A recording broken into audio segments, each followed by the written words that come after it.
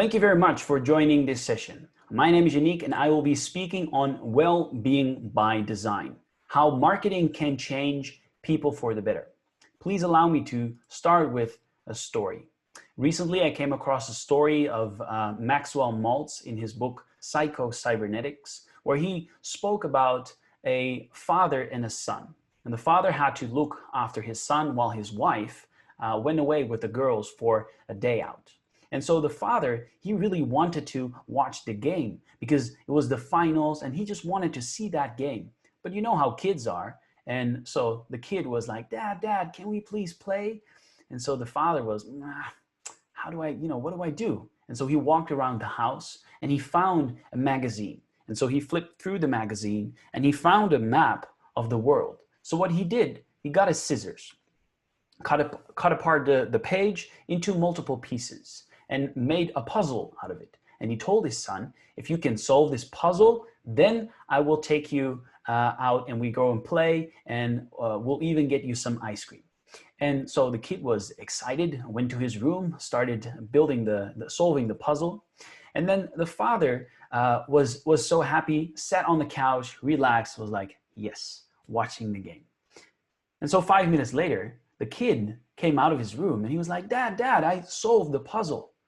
And the father was just baffled. And he was like, all right, but how did you solve the puzzle so quickly? And the kid said, well, Dad, on the back of the puzzle, on the back of the map, there was a man. And I realized that once I got the man right, the world would come together.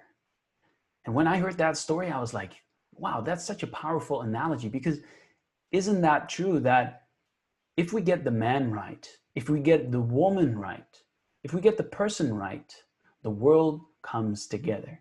And whatever that is happening this year, we see that the world becomes more divided. And, the media plays a role in that. But if we get the man and the person right, we see that we can bring that world back together. And fortunately, that is something that we also see in the UN Sustainable Development Goals. It's no wonder that that is on number 3 of their goals, to improve the health and well-being of the people. And of course, we already know what to do. We already know what works. We know that we should have positive and meaningful relationships. We know that we should do physical exercises. We know we should engage in hobbies and crafts and skills and act out of kindness and give to people rather than take. We know we should embrace healthy sleep habits, experience nature, doing deep breathing exercises, relaxing, mindfulness, meditation, all these things. And fortunately, I see lots of initiatives happening from government, from universities, from the industry. Everybody is trying to help improve well-being. So that's a really good thing. And currently, the world is facing this global health crisis that we have never seen before. And it is spreading human suffering and destabilizing the global economy. And it is upending the lives of billions of people around the globe. And so especially with COVID, it is important that we do these things. So it is great that I see so many initiatives. But what I also notice, or our team has observed, is that a lot of the efforts are focused on creating the program and the solution and something that helps solve the problems. And we get excited, we launch the program, we build the website, we do the marketing, we do all the advertising, and then it is time to open or launch the program. And what happens? We get disappointed by the number of people that show up. We have not enough people that join us. We have low program uptake. We have low retention rates and limited behavior change. And what we have observed in our research is that we see that this may be due to a failure of understanding people's needs. And what that entails is that generally, what we do is when we design a program or we design a solution to solve a particular problem, we see that we use top-down design approaches. And these top-down design approaches may ignore specific needs of the people. So what that looks like is we gather into a boardroom with highly experienced experts and professionals, and we come together to solve this problem, and we come up with solutions that we think are right. And without much consultation with the people that are actually should be part of the program or that we are seeking to engage with. And this happens a lot. And that is due to multiple reasons. So on the other hand, we have options that are called bottom-up design approaches, where everyone has something of value to share at every stage of the process. And what that looks like is gathering people in a room and asking them questions about their needs, about their preferences. And one of these design approaches is participatory design, where the focus is on better understanding and involving people to create more tailored and user-friendly products and services. So today I will walk you through this process to hopefully help you to improve the user-friendliness and the effectiveness of any of the programs and solutions that you may be building or designing to improve people's well-being. And so the participatory design process consists of 4 steps, where we have first collecting insights. We use those insights to then develop a prototype, which we will then test in step 3, the implementation phase, and to learn in step 4 whether our initiatives and endeavors have been effective, where we evaluate all that we have designed. So I will guide you through all the steps and give some examples and see how we can use that to our advantage. Step number 1, collecting insights. So this is the step where you look at what is already out there. Whatever it is that you're trying to solve, whatever practices have been used previously and have worked and have not worked, you try to identify all these things and collect them. So best practices, user insights, what is out there, what works, when and where. Then you invite the people that you are seeking to engage with into a room and get them to participate in these activities, to understand how do these people experience these activities. Will this fit? Because some of the activities in whatever space that would be may work in a certain country, in a certain setting, for a certain behavior, but they may not always translate into another situation or a behavior. And so it is very important that you test these things with the people you are seeking to serve. Then you get feedback on their experiences. And well, as I said, that is really important to understand if it is something that could potentially work in your solution. I want to give you an example of one of the programs that we are developing. So I am a PhD candidate at social marketing at Griffith in Queensland, Australia. And we are developing a online well-being and lifestyle program called Elevate Self-Growth. And this is for young adults. And the aim is to reduce stress and to increase resilience, increase sense of purpose, positive relations, and mindfulness and happiness. And what we have done in this research is we have looked at everything that is out there that improves people's well-being, or these specific areas of well-being on the bottom of this screen. And we have gathered these, and we wanted to explore how that works for young adults. How do they respond to these activities? So what we did was we invited them into a room, and we got them together and we got them to experience some of these activities. So we started off with some icebreaker activities to loosen up them a little, and then we got them to engage in some physical exercises. So on the screen here you see some yoga exercises, but we did some breathing exercises, we did some squats, we even did some push-ups, and you will see some planking here. So we pushed them a little, right? So we got them to engage in the experiences, and then we formed groups and ask them to give feedback on the experiences they have just engaged in, and come up with ideas and solutions for how they would improve their well-being, including even advertising campaigns and how they wanted to be marketed to and how they wanted to be spoken to. One of the things that we have used was the feedback capture grid, which is a really useful tool designed by Interaction Design. You see a link on the bottom of the screen. And this form is really useful to extract people's positive points. So on the left top, we see the likes. Then we have on the right top the criticism, what people don't like. And on the bottom left, if they have any questions related to your service or your activities, and if they have any ideas on how to better build these services to their specific needs. So what that looks like is a sheet like this. This is one of the many sheets that we have collected, and you can imagine that if you have 50, 100, 200, 300 people or more in such a design session, you get very rich data, and you know exactly what works and what doesn't work. At some point, you'll see those patterns and you'll know, hey, this is something that is really useful. So this is, in a nutshell, some of the steps you can take in this first phase of the participatory design process. Step 1, collecting insights. Then we transition to step 2, which is the prototype development. So in this step, you start forming a program or a solution based on these insights. And this is also part of this participatory process where people are still involved in this process. And to give you an example of what we did in our program is we had people in these sessions. We asked them the simple question: if you were to design a well-being program for yourself, what would it look like? And we see very detailed designs here that people have come up with. And again, if you put these things together, you get a really good insight into what is popular, what doesn't work, and you know, what choices should we make to include certain activities in our program.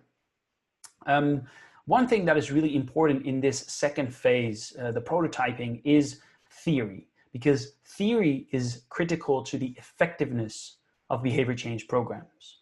And the reason for that is that theory explain behavior and phenomena. So this can lead to cost-effective benefits and useful outcomes, and also reduces the risk of failure. And so second, the theories can be used to explain or predict behavior. So if you understand what factors lead to behavior or behavior change, the activities can then be concentrated on the constructs that are critical to the behavior change. So if you're creating a solution or a program, this is focused on the what of the program, what should be in it.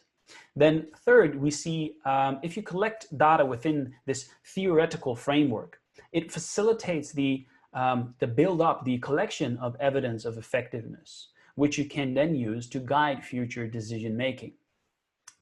Fourth, we see that theory can assist in identifying effective behavior change techniques for changing these theoretical constructs that you're using, and that may guide how behavior may be changed. So what are the specific tools that you'll be using to change behavior? And last, if you build a theory-based program, it can help you to understand why programs are effective or ineffective. And that is really essential, because then you understand what components of the program you can drop or you can continue to use and double down on in your future design even. So the application of theory is widely recommended by social marketers, behavior change professionals, and you know, it is something that everybody should be using according to the professionals. But what we notice in our research is that theory is actually rarely used in programs. And when we see its application in programs, there is a lack of understanding how theory has been applied. So for that reason, I want to guide you through one example that has been used often in marketing or designing and marketing well-being programs, and that is the theory social cognitive theory. Perhaps you've heard of this one, and what I want to do is I want to guide you through some examples to get you familiar with this theory, and perhaps you can apply this to some of your programs to improve the outcomes. So when we look at this, let me just switch to the laser pointer if I can. So we see that in the middle, we have human behavior. And so human behavior is influenced by multiple factors. And according to this model, we see that there's 3 factors in influencing behavior. So on the top, we have the cognitive factors. So this is all related to information and knowledge. So if someone is aware of a behavior, if they know the benefits of the behavior, then it is more likely that they'll actually be able to engage in that behavior. So it's a bit of a precondition for behavior. Then we have the behavioral factors. So someone may be able of the benefit, may be aware of the benefits, but they may not actually possess the skill or the efficacy to engage in that behavior. So the more skilled you are, the more likely it is that you will engage in certain behavior. And then finally, the third factor are environmental factors. To what extent does your environment allow you to perform a certain behavior? And so what we see with the cognitive factors is we see that in practice, a lot is focused on education and awareness campaigns, where we inform people about the behavior, the benefits of doing performing a certain type of behavior. And if we look at COVID, we see, how to properly wash your hands and how to follow proper sanitation practices. And this is all focused on increasing the knowledge of that behavior. The behavioral factors, we see its application are skill development initiatives, for example, where the focus is on increasing the skill and the efficacy to perform that behavior. And here, it already becomes a bit more difficult. So what we see in practice, the majority of the programs are focused on the cognitive factors, where the majority of the programs are awareness campaigns, where we tell people what to do or what is best for them. And then comes the skill development initiatives, and these are more cost intensive and time intensive to develop, and so we see less of that.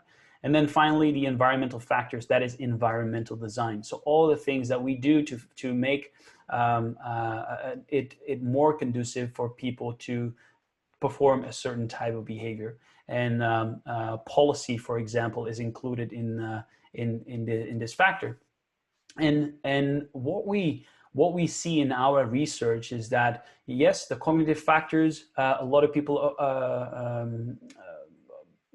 organize programs that address these factors, and then the behavioral factors a little less so. But environmental factors, we see that is greatly underutilized in the practice of active behavior change, and there's lots of gains to be made there, and I want to zoom in on that a little in this presentation today.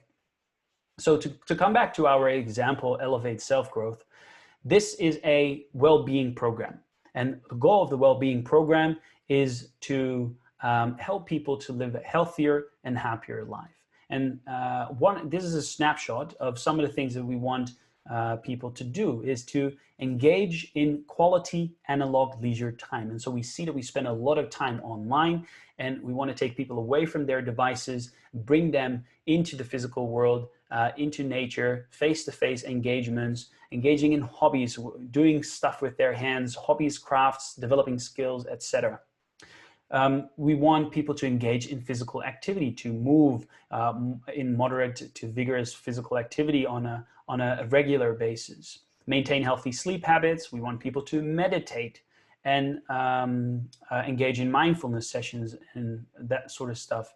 Then we have social service. So we want people to engage in either voluntary work or acts of kindness, little simple things that you can do for each other, especially during these times.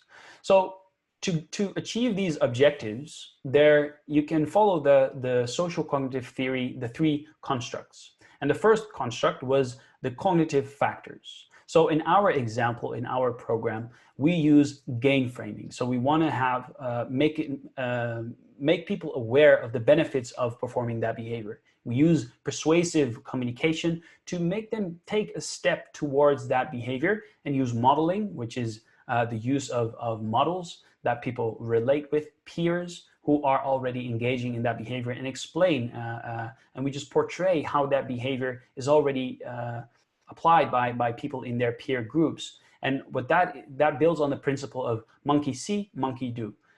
When they see someone else doing something, then you're more likely to do that also. So these are all the cognitive factors focused on making people aware that this is what you should be doing or could be doing, and to improve your well-being. Okay, then we have the second construct is the behavioral factors. And in our program, we use guided practice, where we take people through a meditation session, or we take them through a breathing exercise. Goal setting, where we get people to set their goals. Implementation intentions, to make an intention, write down what they're going to do to make it more likely they're actually going to do it. Graded tasks, starting small, increasing, further increasing when they're ready. And then cue altering, stimulus control, building habits by making little changes in their daily practices. And then finally, and this is the more important one that I want to focus on, is environmental factors. So again, in our program, we divide these into interpersonal environment and organizational environment. So for the interpersonal environment, that is everything related to my the control that I have that are related to me as a person. And so partners and roommates to support participants in engaging in these behaviors that we mentioned, or peers to support and join participants in some of these activities.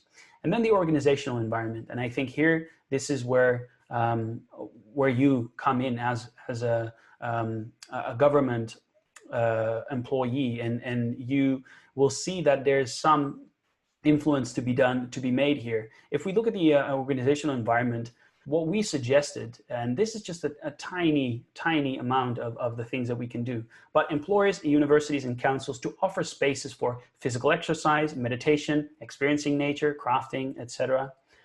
Well-being subsidy for people to spend on listed services, and implementing 4-day work weeks or 5-hour work days.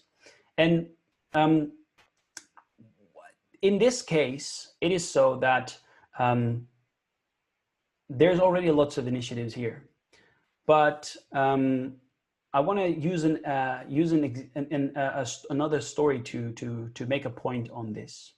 And so I recently read the book Upstream by Dan Heath, and the book opens with a parable, which is commonly attributed to Irving Zola, and it goes as follows.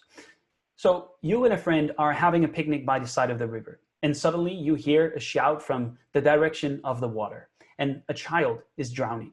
So without thinking, you both dive in, grab the child, and swim to the shore. But before you can recover, you hear another child cry for help. So you and your friend jump back into the river to rescue her as well. And then another struggling child drifts into sight, and another, and the two of you can barely keep up. And then all of a sudden, your friend walks out of the water and looks like he's leaving you alone. And you're like, where are you going? And your friend answers, I'm going upstream to tackle the guy who's throwing all these kids in the water. And so that's an interesting way of looking at problems. We can tell people not to jump in the water if they cannot swim. We can train lifeguards to save the people who are in trouble. But if we never tackle the guy who's throwing all these people in the water, we don't solve the problem. So rather than me telling you what to do, I encourage you to consider, what can you do to change environments? What influences do you have? What partnerships can you leverage from? What new partnerships can you establish to make it easier, more fun, and satisfying for people to perform well-being behavior? And most of us know that we should be eating healthily. But why do people still consume more fast food than is good for their health? Why don't they just eat healthy? It's because fast food is often cheaper, faster, and tastier. Or at least marketing makes it seem like it is, because often it, may be tasty, but after 30 minutes we don't feel so good. So if this stuff is more costly, or let's say if it's more costly to buy fruit and vegetables in the supermarket compared to microwave meals and snacks and treats, so we're not making it easy for people. So how can you make it easy for people. And I know that this involves the good old discussion that people should have their own choice. And yes, people should have their own choice. But if their choices are manipulated by environments to choose unhealthy options, just because there's some commercial incentive behind it and it benefits the vendors and not the people buying it, then I think the level of fairness is a bit skewed, right? There's no balance. And so what we see is we see multiple studies that have already shown that, for example, food warning labels help people to make better food choices. So why aren't we still using them? I know that the food industry is against it because it diminishes their profits and they want to, of course, still make money. But why do we even accept profit over people? And I know it is not that easy. We cannot just, slap the labels on, and I know it's not easy, but we must make changes where we can. And the environment, direct or indirect, is a good place to make those wins. And so every little change can add to a remarkable result in the long term. I am from the Netherlands originally, and I live in Australia now. So if I would travel from Australia to the Netherlands, to Amsterdam, then this is how I would travel. Not at the moment, but hopefully in the future I can go back one day. If the plane is 1% off course, it takes me to Lille, which is somewhere in France. And so the distance from Amsterdam to Lille is monumental. So you can see by just changing that course 1%, you create this amazing difference. And so I want to just encourage you to think about, what is your 1%? Is there something that you can do to make that change remarkable in the long term? So coming back to that participatory design process, we are ready for step 3, the implementation phase. And this is where we test the water. So how will your program be received by the people? And this is a very important phase of learning. This is not necessarily where we hit the market and that's going to be it. This can be a test, and in fact, that should be a test. And so I have a few tips that you may find useful. The first one is to pilot test the program, is to get a proof of concept ready, put it in front of people. It doesn't have to be a lot of people, but just get people to experience what you've created before you actually launch the entire program, to get feedback on what can be improved, what works well, and can you double down on that? And then to actively promote the program. Instead of just sending an email or putting it on a website somewhere and doing one Facebook post or whatever, you should be actively promoting that program day in, day out. And what that requires is someone who champions this program. So if that is you, then take full ownership of that. If that is someone else, then encourage these people, provide them with the resources to actively promote this program. To every day be on the platforms, be on the Facebook pages, be in the groups, be active on Instagram or on YouTube, punching out videos, doing actively promoting, but not doing everything just ad hoc without thinking, but be very intentional about where your audience is and try to be there with the content to engage them and get them to participate in your solution, whatever that may be. And seek partnerships. Find out who is already engaging people in this space that you're trying to seek your behavior change. So who are established parties that already have a following, and how can you collaborate with them? Because we should be standing on the shoulders of giants. And if there is already existing networks and people already have the warm relationships, how can we build on that, and how can you seek these partnerships? Then the last phase of this participatory design process is step 4, evaluation. And evaluation is where you consider or you review the progress that you have made and test the effectiveness of everything that you have designed. So there's a couple of tips in this phase. First of all, you should design for evaluation. And what that means is whatever you design in your program, you got to think of what is the outcome and how am I going to test that outcome. So you want to identify performance metrics. So these could be have people's knowledge, has people's knowledge increased? Have their skills been improved? Have we changed the environment to make it more conducive to change that behavior? And this is in line with social cognitive theory, but there's many other theories that have different constructs that have different performance metrics. So choose whatever is necessary for you to measure whether the initiatives that you have done actually deliver results. And then you look at the behavioral objectives. So if you want people to increase physical activity, then we measure the extent to which they have done that physical exercise. And then you measure these metrics and these objectives before your program or solution and after or during the program. And that helps you to immediately see what works and what doesn't. And then you can expand on what works and you can eliminate or improve what doesn't. So that is in a nutshell the tips in this phase. And I know that there's many presentations, one by my colleague, Julia Cairns, who speaks in more detail about evaluation. I encourage that you check that presentation out. So I think you have seen this image before, or at least some that makes the same point. We often come up with